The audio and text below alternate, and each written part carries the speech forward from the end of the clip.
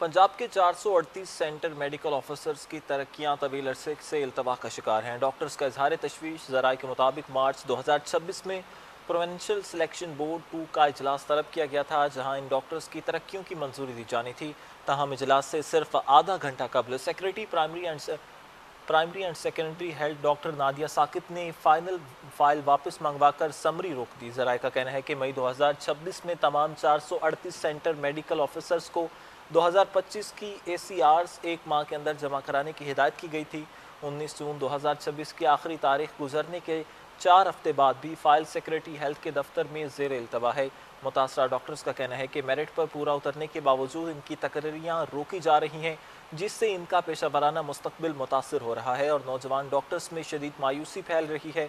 Doctors ने वज़ीर आला पंजाब मरीम नवाज से मुतालबा किया कि वो मामले का फौरी नोटिस लें, जिम्मेदारों का तयन करें और सेंटर मेडिकल ऑफिसर्स के ज़ेर इल्तवा तरक्कियों के अहकाम जारी करें।